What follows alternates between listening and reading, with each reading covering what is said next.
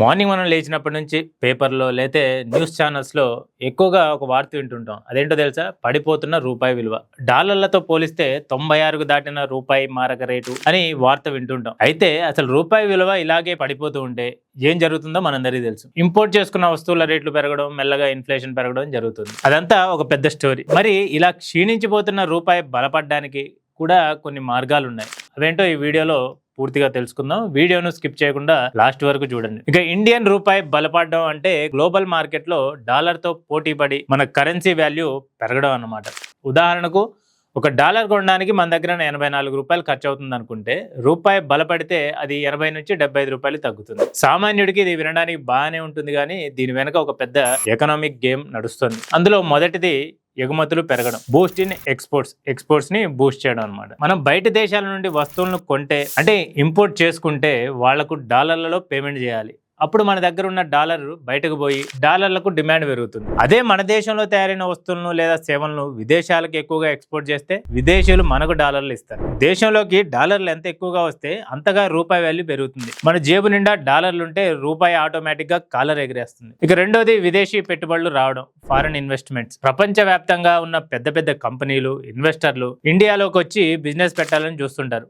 వాళ్ళు ఇండియాలో ల్యాండ్ కొనాలన్నా, ఫ్యాక్టరీ పెట్టాలన్నా, ఇండియన్ షేర్ మార్కెట్లో ఇన్వెస్ట్ చేయాలన్నా వాళ్ళ దగ్గర ఉన్న డాలర్లను మార్కెట్లో అమ్మి రూపాయలుగా మార్చుకోవాలి. ఎప్పుడైతే రూపాయల కోసం డిమాండ్ పెరుగుతుందో అప్పుడు రూపాయి వాల్యూ స్ట్రాంగ్ అవుతుంది. మన మార్కెట్ ఎంత నమ్మకంగా ఉంటే అంత పెట్టుబడి వస్తుంది, రూపాయి అంత బలంగా మారుతుంది. ఇక మూడోది క్రూడ్ ఆయిల్ ధరలు తగ్గడం. భారతదేశానికి ఉన్న అతిపెద్ద బలహీనత ఏంటో తెలుసా? మనకు కావాల్సిన ముడి చమురులో దాదాపు 80% పైగా మనం విదేశాల నుండే దిగుమతి చేసుకుంటుంటాం. దీనికోసం మనం ప్రతి ఏటా లక్షల కోట్ల డాలర్లను విదేశాలకు పేమెంట్ చేయాల్సి వస్తుంది. ఇక ఇంటర్నేషనల్ మార్కెట్ లో ఆయిల్ రేట్లు పడిపోయాయి అనుకోండి, అప్పుడు మనకు డాలర్ ఖర్చు తగ్గుతుంది, డబ్బులు దేశంలోనే మిగులుతాయి. కాబట్టి రూపాయి సేఫ్ గా స్ట్రాంగ్ గా ఉంటుంది. అయితే ప్రస్తుతం ఈ ఒక్క మార్గమే ఇండియాకు చాలా కష్టంగా మారుతుంది.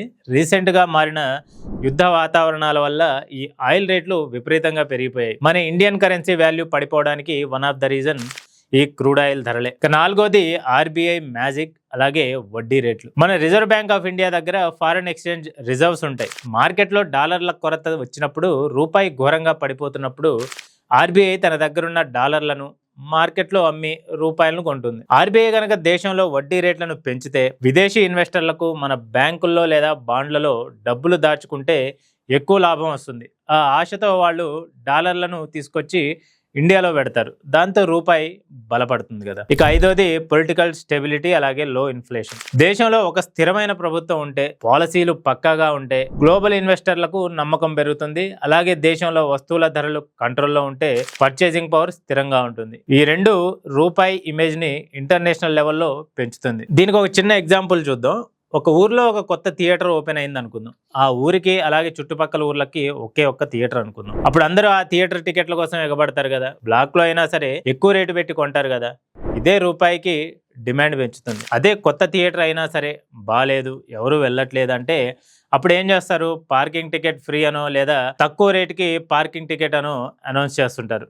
ఇది రూపాయి పడిపోవడానికి కారణం అవుతుంది. ఇక ప్రపంచ దేశాలన్నీ ఇండియా వైపు చూసి ఇక్కడి వస్తువులను కొంటూ ఇక్కడే ఇన్వెస్ట్ చేస్తే మన రూపాయికి విపరీతంగా డిమాండ్ పెరుగుతుంది. అప్పుడు డాలర్ బాస్ కాదు, మన రూపాయే రియల్ బాస్ అవుతుంది. రూపాయి బలపడడం వెనుక ఉన్న అసలు కథ ఇదే. మళ్ళీ మరో అదిరిపోయే టాపిక్తో మీ ముందుంటాం. This is Riyaz signing of.